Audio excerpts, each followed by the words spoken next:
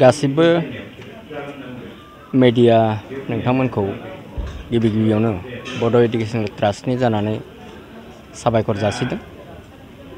दिनै 22/23/2024 खालार जोङो बड' एडुकेशन ट्रास्टनि बेन्दोङाव थानाय अदालगुरि, बाक्सा आरो सनितपुर जिल्लानि UN एकाडेमी, बाथौ आश्रम आरो BN एकाडेमी प्राइभेट फरायसालिफोरनि फोरोंगिरिफोरखौ लानानै साननैनि हाबाफारिजों ट्रेनिं लानाय जादों फोरोंगिरिफोरनि थाखाय। आरो बे ट्रेनिंखौ गुबैयै जोङो इंराजि आयदानि सायाव लादों। फाउन्डेशनेल थाखोनि थाखाय नार्सारि, केजि आरो 1 2 3 बे मोनथामखौ बिथा खालामनानै आरो जों आसा खालामो बे ट्रेनिंनि गेजेरजों जोंनि फोरोंगिरिफोरा निश्चय फोरोंनायाव हेफाजाब जागोन। आरो दिनै सोलोंथाइ बिथिङाव गोबां सोलायनाय फैदों।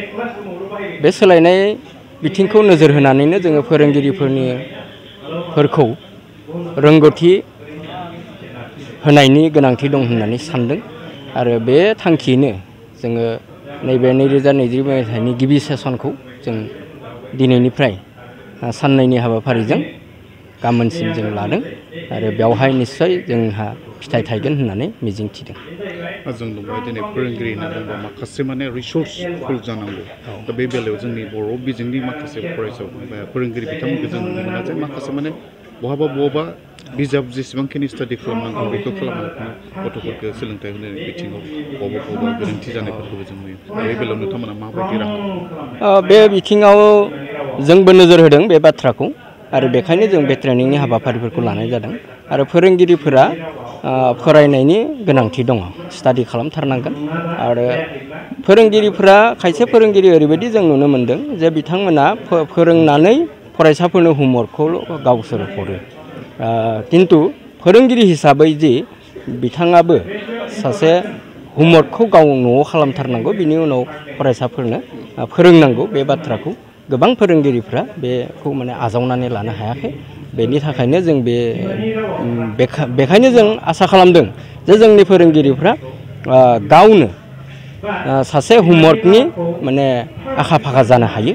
आरो बेबायदिब्लासो फरायसाफोरखौबो जों होमवर्कनि खेथ्रआव इमप्रुभ खालामनो हागोन आरो मोजां फिथाइ थायहोनो हागोन, रिजाल्ट जों लाबोनो हागोन, कुवालिटि जों इमप्रुभ खालामनो हागोन होननानै जों मिजिंथियो।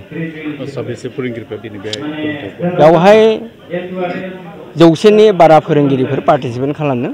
गासै 21टा फरायसालिफोर बेवहाय माने सफैनो हादों। आरो फैबावनांगौ दङमोन, बिथांमोना हयथ' निश्चय माबा मोनसे उसुबिदानि थाखाय फैनो हायाखै। बेनि थाखाय जोङो फैगौ जुलाइ दानाव गरम बन्दनि सेसनाव जों गोलाव समनि थाखाय जों मोनसे ट्रेनिं सेसन लाबावगोन। जोंहा बोसोराव बेबायदिनो खननै खनथाम ट्रेनिं सेसन जायो। आरो गरम बन्दनि समाव जों रेसिडेन्सियेल 7 to 10 days बेफोरबायदि जों ट्रेनिं सेसन लाबाय थायो। आरो बेवहाय जों बयखौबो मोननो हागोन होननानै मिजिंथियो। आरो बेवहाय बयबो बाहागो लाफैयो, मानोना बे समाव बयबो साखाफारा जायो फोरोंनायनि थाखाय। बिथांमोननिसिम आं बेखौनो वेस्ट खालामगोन जे बिथांमोना सासे डेडिकेटेड फोरोंगिरि जानो हागोन, इयुन जोलैनो मोजां सोलोंथाइ होनो हागोन आरो गावबो सासे प्रफेसनेल टिचार हिसाबै गावखौ दानो हागोन, बेखौ आं मिजिं खालामो।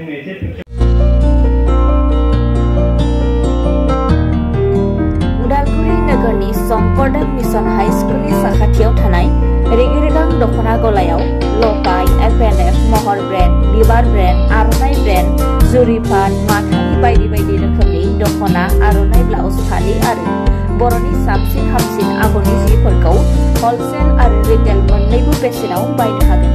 बेनि थाखाय नोंथाङा 7896313108 एबा 8471820909 जानबुं नाम्बाराव सुलाद लानो हागोन।